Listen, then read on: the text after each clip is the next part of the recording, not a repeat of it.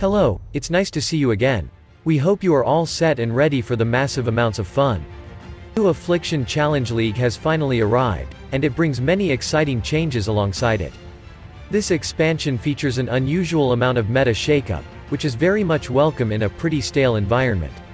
We won't get much into the details of the content of this update in this video, but you should know that all existing alternative gem variants and various labyrinth enchants are now gone, replaced by transfigured skill gems. We don't know all the details yet, but it looks very promising for completely new builds to arise.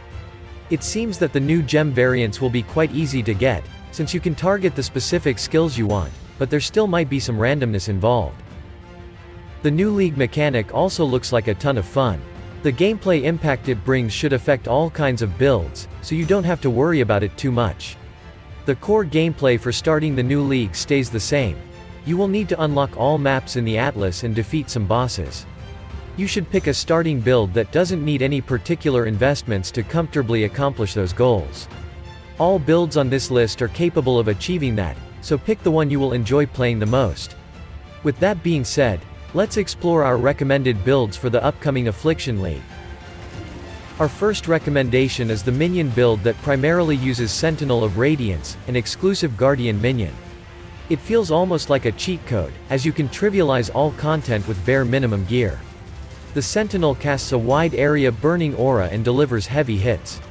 The only limitation here is his slow movement speed, which you can bypass with the Convocation spell. Your movement, however, is pretty great, as the spiritual command grants tons of attack speed for your shield charge, which makes the early map progression very fast. The damage starts to slow down as you approach red maps, but with the help of other minion setups and more investments, you can tackle all content. The generic investments into the minion damage allow you to incorporate any minion type you desire. It is also a very defensive-orientated build, as you will have lots of armor, a decent chance to block incoming damage, and great life recovery. The Lightning Trap is a heavily underused trap skill. It has one of the best clear speed of all traps thanks to the massive amounts of projectiles fired in every direction. The returning projectile support gem, or potentially a new transfigured gem variant, can be used for even more damage and clear speed at the same time. There are many ways to build around this skill, but the Assassin is the best choice for low investment situations. It grants tons of damage and covers your critical strike chance, so you won't get stuck at lower maps. The nearly guaranteed maximum effect of shocks on your enemies also helps with that. It is quite squishy at first, but the fast-paced gameplay and easily capped spell suppression are good enough to comfortably clear the Atlas. You are also immune to all negative map modifiers, which makes it an excellent choice for the first character. As you invest more into the build, you can easily drop some of the damage to get more defenses, or even change the ascendancy to the famously tanky Trickster. It can be somewhat controversial to include a build that relies on certain unique items to function, but considering it cost around 5 Chaos Orbs on Day 2 of the Ancestral League, we feel it can be easily justified. The passive tree is good enough for most spellcasters, so the campaign shouldn't be that big of a problem. Once you pick up the Atziri staff, you are ready to crush the endgame. Being immune to reflected damage is a great asset while completing the maps for your Atlas. You also don't need to worry about linking it, which saves a lot of effort at the beginning of the league. The Saboteur is a great choice here, as cooldown recovery is quite hard to obtain without bigger investments. The trigger bots have great synergy with the Queen's Demand spell, improving both the clear speed and single target damage. Our suggested endgame setup uses the Abyss uniques to further boost your elemental damage and improve mana reservation efficiency, but by any means, it is not required for the build to function. The first melee build on this list, the Trinity Molten Strike Champion. It is a simple, tanky, and reliable build, with minimum risk involved. The champion ascendancy is famous for its durability, and the Molten Strike is the current king of single-target melee skills due to overlapping projectiles, without much compromises on the AoE. If you dislike this skill, you can easily adjust the build for any other melee skill. The passive tree is very flexible. It still faces the same downsides of all melee builds. You have to use ancestral totems to max out your damage, and most of the boss attack patterns are heavily disfavorable for melee fighters. The Rakiata's dance is confirmed to be included in the core game, but its rarity is uncertain. Fortunately, with the Trinity setup, you have a lot of freedom when it comes to your weapon of choice, and most enemies don't have that much resistance to begin with. It can be on the slower side of the spectrum without bonuses to attack speed or additional targets for your strike skills, but it will quickly catch up as you start to invest more currency into the build. And if you dislike the dependency on your weapon, you should check our guide for the Trauma Glacial Hammer Slayer. All your damage comes from the trauma support. The weapon is used more like a stat stick. The Glacial Hammer is used for its built-in damage conversion and powerful freeze on every third hit, but just as in the previous build, it can be adjusted for any melee skill that can be used with axe, mace, or staff. The cold element is preferred, as you can use Heat Shiver for even more damage, and the freeze is a powerful defensive layer. Even after the nerf, this helmet is absurdly strong for a single piece of equipment, and will probably see a reduction in its price. The build, however, is very tanky even without the freeze, as you simply have to build it that way to mitigate the damage coming from trauma. It is not as durable as Juggernaut, but the Slayer Ascendancy provides a lot more damage, so you don't have to wait that long for the damage ramp up. With the damage taken conversion available on the Lightning Coil and Dawnbreaker shield, and lots of endurance charges, you will have more than enough damage reduction to freely stack trauma. Unfortunately, it also shares the downsides of previous build. You don't have to always use ancestral totems, but the damage bonus from having them is simply too great to ignore during boss encounters. If you prefer to stay at range, Venom Gyre Deadeye is just for you. It is a very powerful build that excels at quickly clearing the maps, but the single target damage is also good thanks to its unique interaction with Whirling Blades. Thanks to the buff it received in this patch, you can now store up to 40 of the returning projectiles and release them all at once when you use Whirling Blades. When used directly on top of your enemy, it will be hit by all of them, resulting in an insane amount of damage. The build is not as tanky as the previous ones, but it simply doesn't have to. You will kill most enemies before they can even notice you, and the decent amount of armor and evasion rating paired with capped spell suppression is sufficient enough for the remaining scenarios. The insane amount of life recovered with every hit is also not to be understated. The initiate chance to block from your shield and insane attack speed with your Whirling Blades will keep you away from danger too. This build also uses Ancestral Protector to boost your attack speed significantly, but it is not as intrusive as the double totem setup of the melee builds. The cast on Critical Strike is certainly a powerful archetype, but it is usually quite hard to accomplish on a low budget, as you have to invest in many different aspects. This build, however, is quite different. The Ungil's Harmony Amulet grants you up to 400% critical strike chance but disables any critical strike multiplier, which doesn't work that well with the usual crit build. Here, you can completely ignore the downside, and enjoy the massive amounts of investments you just skipped with a single amulet. The Assassin is a very good ascendancy for poisons, but the regular variants are often overshadowed by the Pathfinders. As you invest in critical strikes anyway, you can benefit from powerful but underutilized modifiers for critical poisons, which gives the Assassin an upper hand. The damage may not be as good as highly optimized self-cast variants, but it is the simplicity of spinning to win that catches the hearts of many players. The playstyle is very comfortable, and you rarely have to break the flow in order to cast a debuff. The physical damage over time of the Exsanguinate is not that great, but is enough to cover up the usual ramp-up of the poison build. The Inquisitor is another great ascendancy that can start using the cast on Critical Strike setup in a league starting scenario.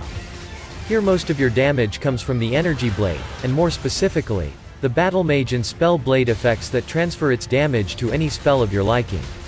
The Energy Blade is an aura that reduces your energy shield but creates a powerful weapon, whose damage is based on said energy shield, so your goal here is to acquire as much energy shield as possible. The critical strike chance is not as easy to manage as the previous build, but thanks to the insane scaling with your attributes, it can still be achieved on a rather low budget.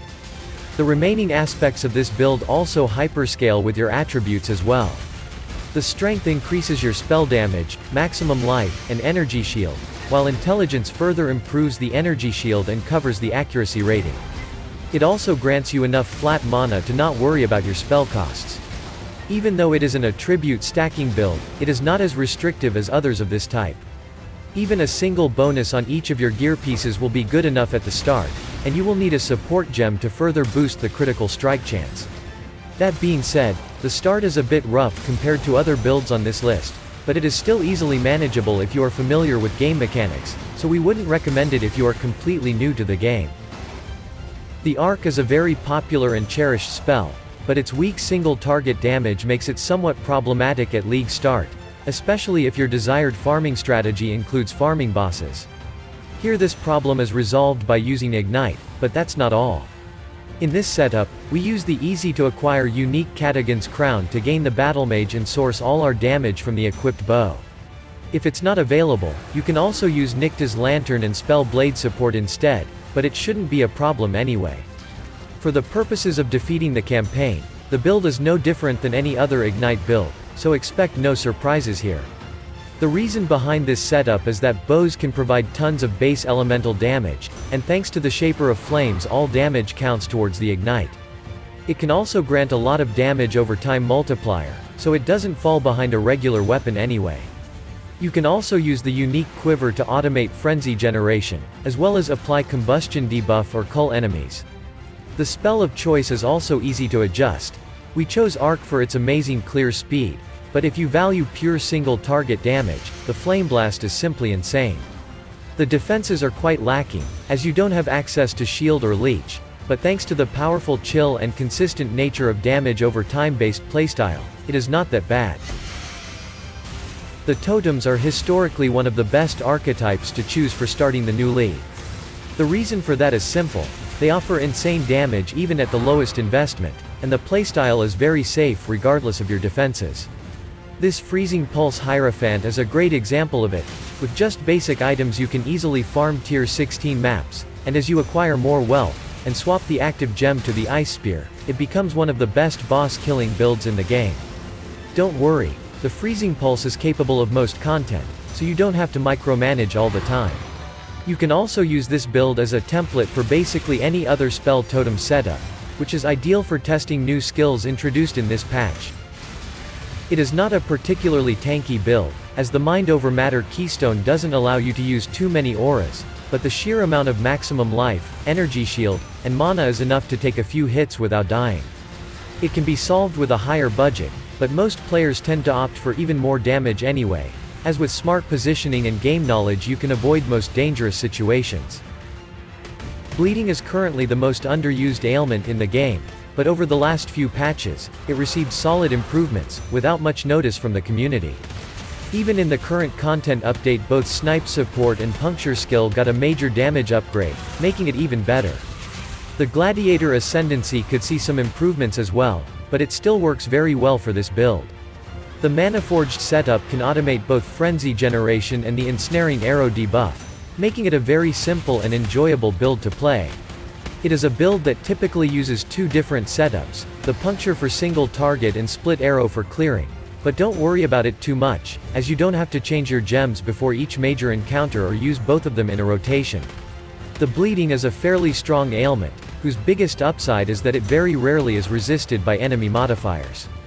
The explosions of bleeding enemies will also greatly help in tight corridors and dense packs of monsters.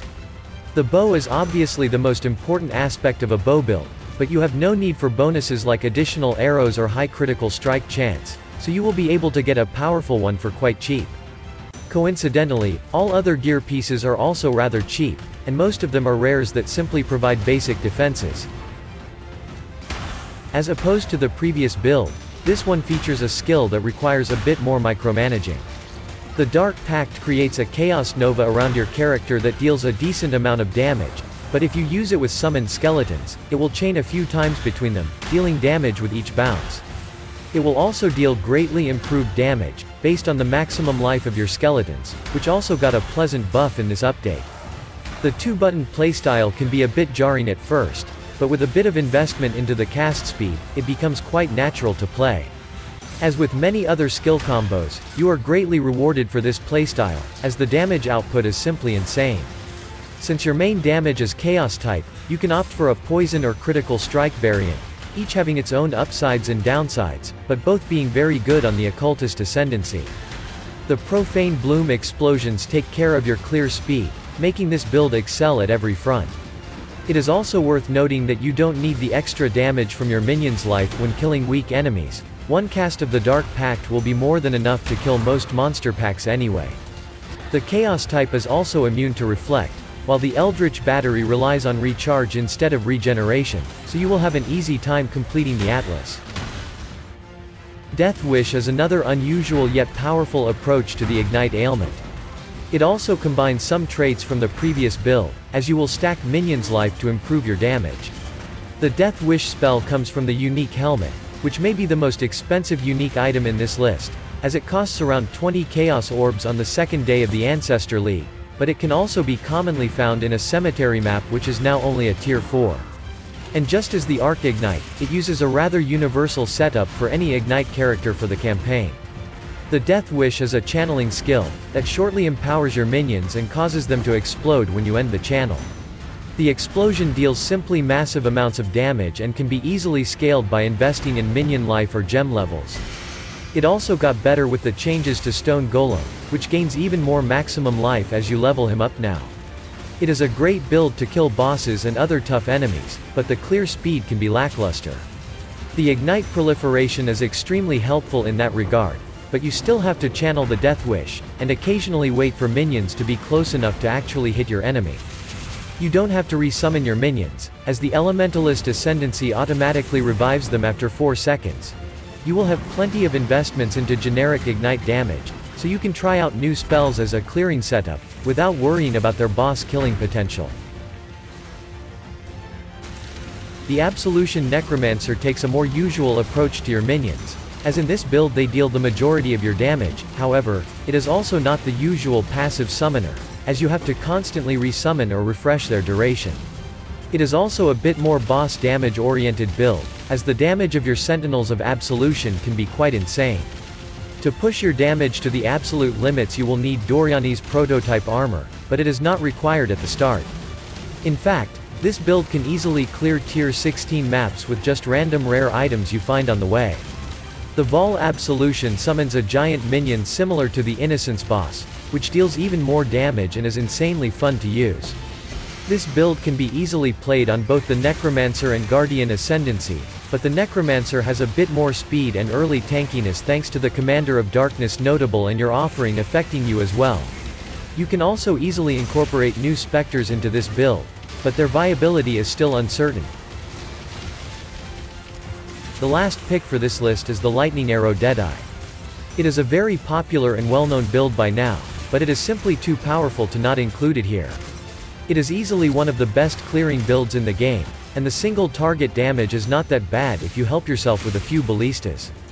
The lower uptime of the Berserk after the nerf to Chaos Spirit Gloves will be noticeable for all builds, but it is still a very powerful buff to use when fighting strong enemies. You just will have to limit its usage when defeating regular packs of monsters. The new quality of the Lightning Arrow that grants additional targets is also a very nice improvement for your clear speed on the lower budget. This build is the definition of glass cannon, but most enemies will be long dead before they see you. You can also freely change your main skill to any other bow skill, as most of them use exactly the same modifiers to scale the damage. The best candidate for that is obviously the Tornado Shot, but it lost a lot of projectiles compared to the previous lead, so it might be much harder to make that skill comfortable. As you might notice, with the exception of the last position on the list, we tried to avoid the most popular starting builds out there like Explosive Arrow Ballista, Boneshatter Juggernaut, Corrupting Fever Champion, Toxic Rain Pathfinder, or even Poison Raging Spirits. Those all are powerful builds, but we feel like at this point everyone knows about them, and there were no significant changes to them in this patch, so including them in this list would be rather redundant. The only exception here is the famous Righteous Fire, which received a dramatic change yet to be tested, so obviously it didn't make it to the list either. As always, basically, all the builds mentioned here are described in full detail on our website and in their video counterparts. Our build guides will help you understand the purpose and inner workings of each element implemented, explain the leveling process step by step, and suggest minor changes if the build allows for any adjustments. If you enjoy this type of content, subscribe to our YouTube channel as we often cover the hot new popular builds as well as some niche and interesting ones you might find of interest. And don't hesitate to suggest the topics you'd like us to cover, leave feedback to let us know how's the work, or help us improve our presentation formula. We hope this video has helped you to choose a starting build. We wish you a successful league, and see you in the next guide.